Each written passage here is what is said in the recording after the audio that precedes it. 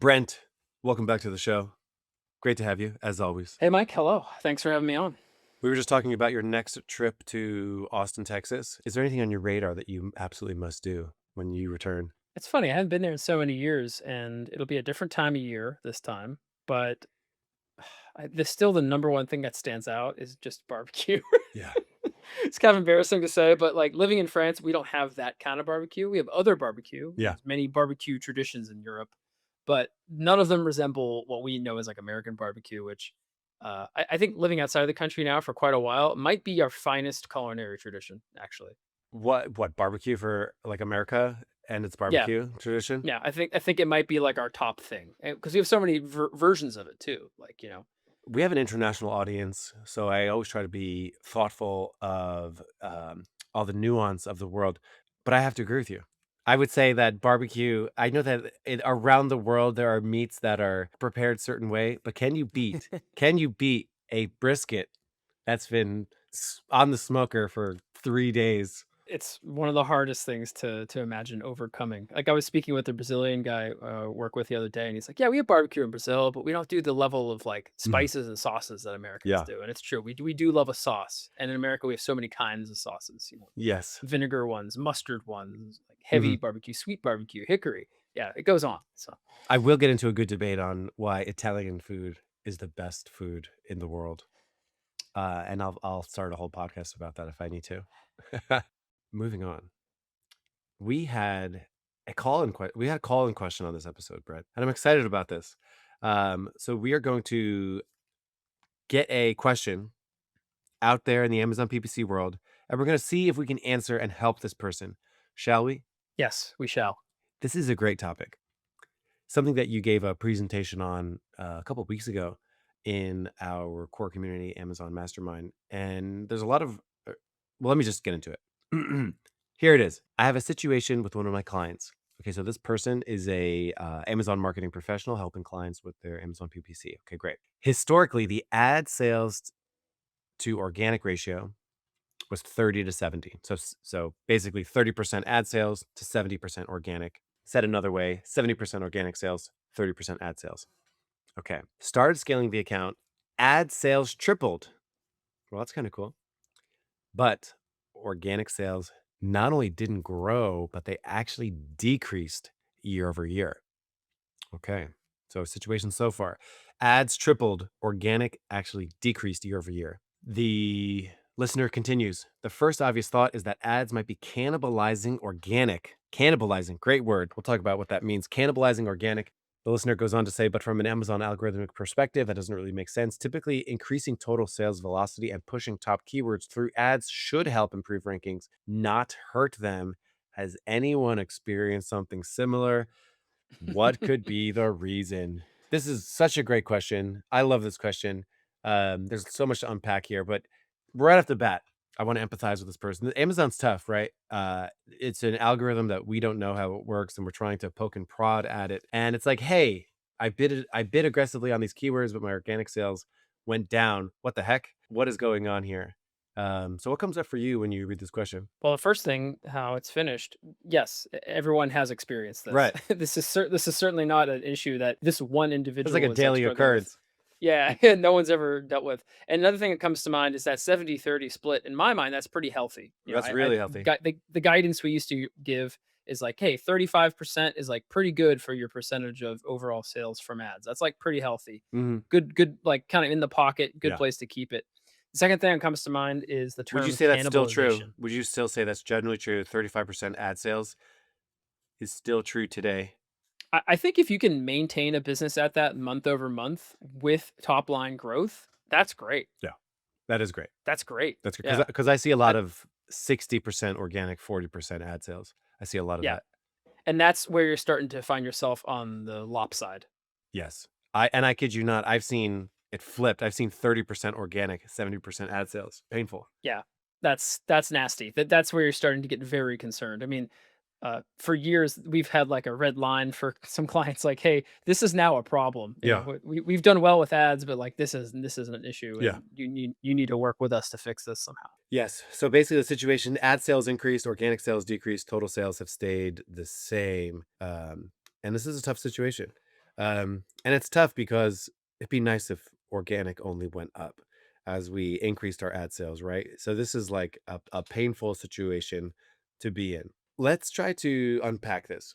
What could have happened if let's break this down. Number one, PPC ate organic sales. Cannibalization did happen. You like that word cannibalization? You think there should be a No, different word? I hate it, but it's the one that everyone uses. Yeah. I So, prefer to think of it as incrementality now that I've been more steeped in the kind of yeah. language of programmatic. But if we say cannibalization, everyone understands what you and I mean. So it's a nice Yes. shorthand, at And least. in case people don't, it basically means, hey, a sale that was going to organic is now going to paid, and it's basically not going to organic anymore. Right. Now that is And it's a symptom of a lack of incrementality, right? yes, Because you're not advancing on new correct. customers, you're not gaining new ground, you're just retreading with people that already would have bought, essentially. Yeah, it's basically the opposite of incrementality. Like you didn't increment any more new customers. You just got the one that you would have gotten who would have clicked on an organic placement. Instead, now they're clicking on an ad placement. And of course, not 100% of people will do this, but some percentage of people will do this. Like a normal Mhm. click through rate for your ad. It's basically saying whatever that percentage is, whatever that amount of people are clicking on the ad now are no longer clicking on the organic ad and such. My uh, organic sales are being eaten by my PPC spend. Um, and in your experience, when does this typically happen? Because this can happen. This is a real thing. Yeah, I think. the Go first ahead. thing comes to mind, Mike, would be, like, branded. So, if someone has brand awareness and you start scaling spend for brand, Yeah. the best advertising managers out there, they have a very clear idea of what percentage of spend should go to branded terms, and Right. they keep that in check and they watch it. But it is possible if you don't set some negations, they start a bunch of new campaigns, like, yeah, you start to just encroach on that and you notice, wow, these campaigns have great ACOS. And then you dive into it and you realize, oh, this is just us getting 30% conversion rate on ads because it's someone would have bought this anyway because Right. based on our yeah, and that's kind of the spectrum of incrementality is the way I look at it. I would say there's two big situations where I see cannibalization happen a lot, which is intense brand presence. So, like, incredibly popular companies in their niche get Yeah. a lot of brand spend. They could have a lot of brand spend. I think there was a situation, it was like a really popular company, and I kid you not, I think it was like 40-50% of their ad spend was going towards branding, branded, like, a keyword with their brand name in it, and it ended up being like 100 grand a month, and they're like, "This is obscene." And, like, slowly but surely, they started to, like, experiment with taking their amount of branded spend down Mhm. and didn't see a sales change. So there Ideal. so it was ideal. In other situations too, I've seen extremely dominant companies for certain keywords, like they have the number one organic placement, and it's so good that people like their conversion rate is so good. So you can go into brand analytics and like see conversion rate for keyword and like or share of sales. And if they are so dominant, usually an ad like doesn't help that much. So like I've Mhm. seen it there too, where people just like are gonna buy from you, and if a competitor is in that ad placement, people will skip over that and go to that brand. So incredibly dominant brands, I've seen experiment too with like lowering their bids and like just like turning. We'll talk about a holdout test later, but yeah. So that is when cannibalization can happen. So that could happen. That's option one, option A. Option two is that this is the PPC hero story, the PPC savior story, is that PPC saved the company because their organic fell through the floor. That's a possibility here too, isn't it? It is possible, but keep in mind, of course, each of those sales that is now attributed to ads has a click attached to it and has a conversion rate percentage attached to it. So the, margin at the end of the day is going to be impacted by that, even if the overall sales are higher. Yeah, revenue does not solve all problems. It depends on what kind of revenue. Option C is that there was a market constriction where the client gained market share through more aggressive ads. Organic actually stayed the same relative to the market. So imagine if you were getting 100 sales a day organically, and then your rankings don't change, and now you get 90 sales organically. with the exact same rankings. It's just that things got searched less. So actually, the PPC helped you get that incrementality of the market. So your market share actually went up. Your organic percentage of sales relative to everyone else stayed the same. So option C could be a market constriction. Yeah, contraction. And for that matter, we don't know the exact context on like I don't think there's any information given on what the product category was or product Right. This is family. all we got. Uh-huh. Things are highly seasonal. There's one brand that we work with right now, and I know that their November and December was extremely good because I'm attaching, my work with DSP to Yeah. that account.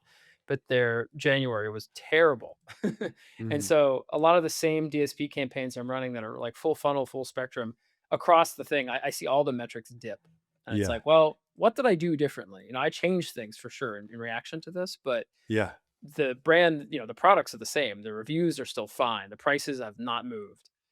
Mhm. There's other things here, but, we don't have the context for that, but that is a possibility, I Mm. guess, but that requires a whole other podcast maybe. Mhm. So we got option A, PPC did cannibalize organic sales. Option B, PPC saved the company because their organic sales fell off. Option C, there was a market constriction. And option D, I feel like you've been studying a lot about this. What if the ads that they were running have very low incrementality? Let me sort of mention Yeah. this with option A, but like, what does incrementality mean here? Yeah, so incrementality, I think, is the reality check. And we've all been trained by Amazon, you, me, most of the people listening to this podcast, to look at things like ROAS and low A costs, and we just feel good about it, right? We're like, Right. oh, okay, cool. But that's all thinking about things from a very bottom of funnel, low funnel performance marketing perspective. As I've done more DSP, as I've done more programmatic, I've started to expand my perspective on this a little bit and think about what other metrics matter at other stages of the funnel. Hmm. So, here we're still talking about this kind of like on the ground, lower funnel stuff, but incrementality is really are we earning net new customers Mm. instead of just having someone that buys every month and what we've trained them to do is click on our ad every time they search the keyword. How about we get them as a subscribe and save customer instead and we're not paying for their ads anymore? Hmm. But incrementality is like, let's search and find people that are searching for competitor terms or generic terms and not our brand. Right.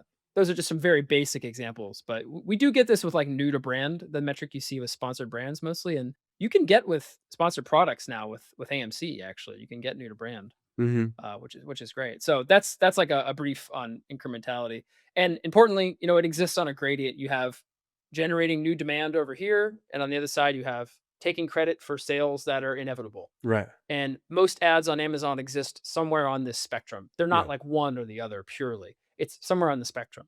Yeah, it's really difficult to say. I think in all of digital marketing, incrementality is really interesting thing to study. So thanks for bringing it up. Like it's basically like what you're bidding on usually has a high incrementality factor or low incrementality factor. Like Yeah, my possibility. Yeah.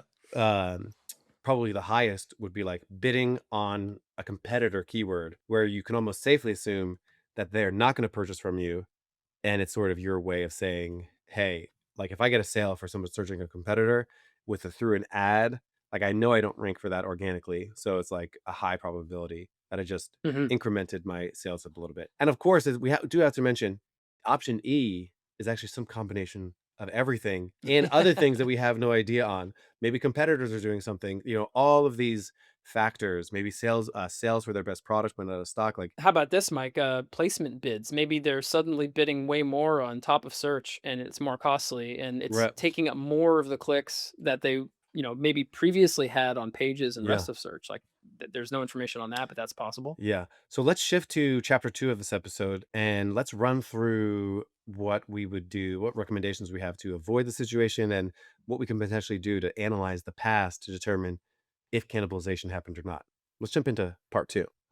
So the first thing, what gets measured gets managed, my friend. So number one, track organic versus paid percentage. What's good about this is you can go back in time and like pieces together through reports, but this is generally something that's worth paying attention to on a week to week, month to month basis. Certainly track that percentage of sales coming from organic, track that percentage of sales versus paid. I think that's a standard everyone should be paying attention to. The next thing is pretty interesting, which is like rank tracking. Should everyone doing Amazon PPC be tracking rank? I would argue yes. I would argue yes. Even in the era of Rufus, even in the era of AI and discovery changing on Yeah. Amazon, I think the reality is a lot of things still go through search. A lot of things are still governed by search placements. Yes. Mobile, I know, is more than 55, 60% of sessions for a lot of our clients. I know from looking at data. The reality is most people are on a thing that's about this big. Yep. And so, yeah, rank matters. It still matters. And should you be tracking it? Will it be directionally correct? Yes and yes. Will it be precise? No, but yeah. I was recently looking at something that basically says if you go to an AI model and you ask it to go find some products and you type this like long thing, like find me a gift for my grandma who loves flowers and you so on and so forth, what the model will do is take what you just said and convert it to a search based keyword and then go make that search on the thing. So it's like organic rank for that thing that it converted it to still matters a lot.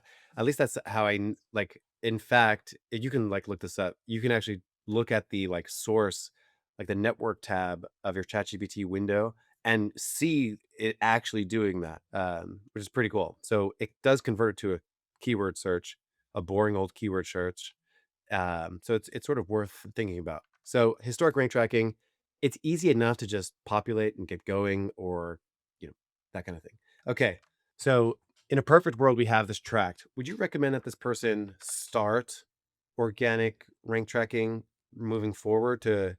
I mean, I think the answer is yes, right? Everyone should have some kind Yeah, of for like, sure. yeah, yeah, And there's many tools out there. I'm right, not sure if we want to like shout out specific ones, but like there's several that I've used in the past that we currently use, and some of them I'm more happy with than others. yeah, But there's an ongoing debate, I think, in our industry about which one of these is accurate and which one should I use and how often does it refresh? How about things like geo? But let's not get into that. right.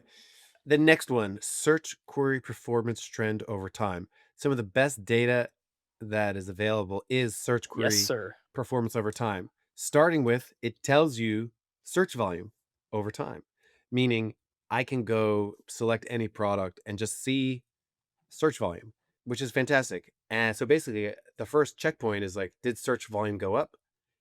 Did it go down? If it went down, well, then that is option C. There's a market constriction.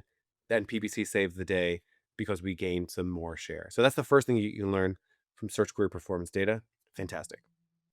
What else can you learn from search query performance data? Is it click share, impression share, Right. anything with share in it? Yes. Not the singer, but rather what percentage you have of the market, right? You're trying to get a comprehension, a comprehensive understanding of here are my products, here are the search terms that are relevant for Yes. them. Of course, you can slice it and dice it more directly if you want, and that's where the per keyword test comes into play, I guess. But anything with share will give you an idea of how it looks. And we were talking about this before the recording, and it's like, oh yeah, you can go back and do this. You don't have to have done it already. You can actually look back quite Right. a number of years to see this. Yes, with search query data. So that's perfect. It has the word share in it. So like, did my and then like, okay, your share of all this stuff, your share of clicks or your share of purchases either increased or decreased. I think if it increased, if your share of sales increased, then congratulations, PPC was incremental.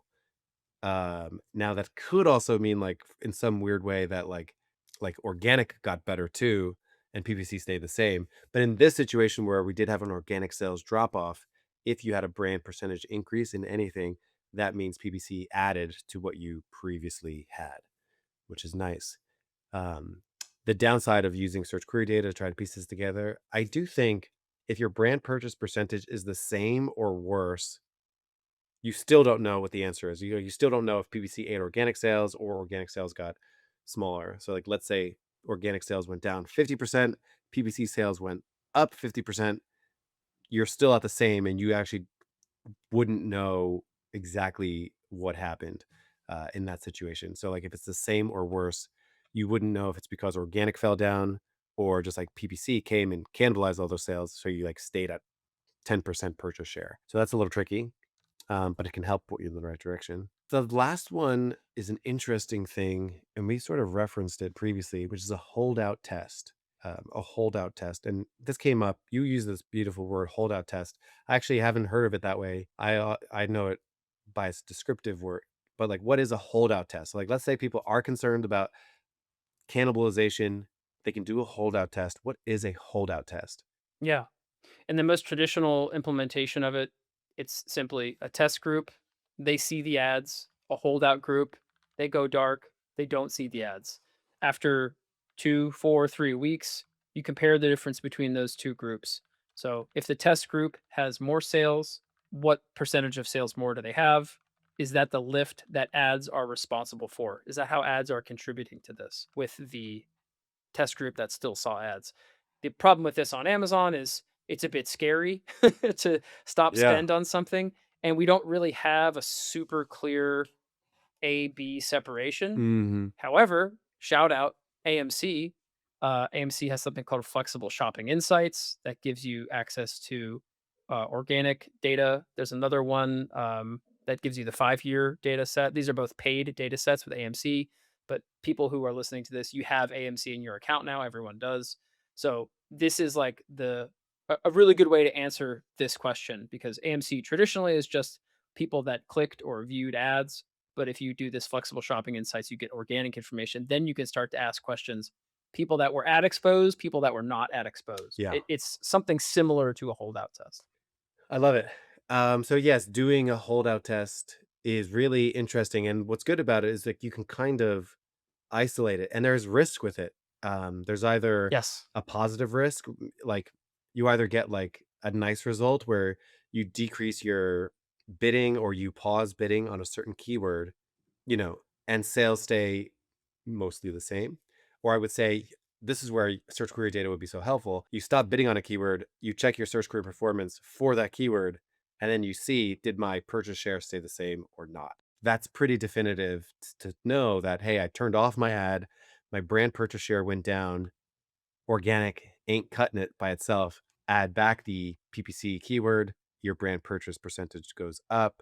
You'll know a little bit more now. And moving forward, you'll have the organic rank tracking too. So you'll be able to like Right. triangulate if your organic was moving during the test. So True. That's the most practical way to yes, do it now. Yeah. yes. So I would say the situation could have been avoided if we had been tracking organic rank over time. That way we'd be able to see a little bit better, like, hey, the organic ranking actually did decrease over time. And like we would just have that data. So you would know definitively the organic ranking for these keywords did decrease, and we could map that out like average rank per week relative to ad sales and spend per week, organic sales per week. Like you could map this out pretty Mhm. good if you have rank tracking. So if you didn't do that in the past, you could potentially look at search query data, but I would say the only way to know definitively moving forward is to do a holdout test. Where I've seen holdout tests work correctly is when a brand, just like we mentioned it earlier, where a brand is incredibly dominant, and even when a competitor is bidding in that spot, users will still step over it and purchase from the organic listing if you rank number Right. one. I would bet any keyword that is ranking like 5 or worse is more than certainly gonna benefit from an ad placement up top as well. Almost every time, I would say. So, like, the only time where holdout test proves that PPC was cannibalizing is, like, you have to be ranked number 1 or number 2, branded traffic, like a brand owns the eponym for something, meaning, like, when somebody searches it, they think of that brand, they buy from that brand. The Sure. conversion rate is Straight so away. strong, yeah. Yeah. It's Um, like keyword ownership without a brand name in it. That's right, like what any brand on Amazon would want as their final goal right, almost. right. So I would actually say, like, in many ways, PPC cannibalization isn't as common as people think it is. It still happens, but it's not like it's happening all the time, every keyword. Like, I have a hard time believing that every single keyword that came from the tripling of these sales, because I think in the message it said PPC sales tripled. I cannot imagine that every dollar there was cannibalizing ads. I'm sorry, cannibalizing No. organic. Maybe there were some, maybe there was a lot of branded traffic where they do continue to rank number one, and maybe you can do a holdout test. But that's my general take here is like I find it really hard to believe that you can triple an ad account and 100% of that is cannibalization. Right. Like none of that is incremental because some of it Must be, and maybe it'll even take time for it to rise in organic. Right. We don't know the timeline for Right. some of this too, so. So yeah, I would imagine paying attention to organic would have like buffered this situation a little bit where as it's happening, you're tracking it, you're talking about it. Hey, our ranking is actually decreasing. And if you catch it sooner, you can like take action on, thinking of a more nuanced organic strategy. Right, so the lesson is pay attention to your weekly metrics week over week. Simple. Um, Yeah. well, Brent, thank you so much for coming back on the show and talking about this topic. I do really enjoyed this topic, and thank you so much for the listener for writing in. Maybe if other people have questions, feel free to contact me. But Brent, you want to give a shout out to what you're currently working on? Yeah, sure. I mostly do DSP and AMC over at Sellerplex now, the Awesome. company that acquired my old agency last year, and I'm happily working away over there and Cool. diving deep into the world of programmatic. So, Yeah. Mike, you need to have me back Yeah, I on. do. We can Yes. talk more programmatic, more DSP. It's coming to everyone this year, Yes. so it's going to be a relevant topic. Amazing. Well, thank you so much, Brent. Links to you are in the description below. Always an absolute pleasure. I'll see you in Austin in a couple months. And That's everyone right. else, I'll see you next week here on the PPC Den podcast. I've launched campaigns and picked keywords. I've got my bids, set placements too. Not bad mistakes.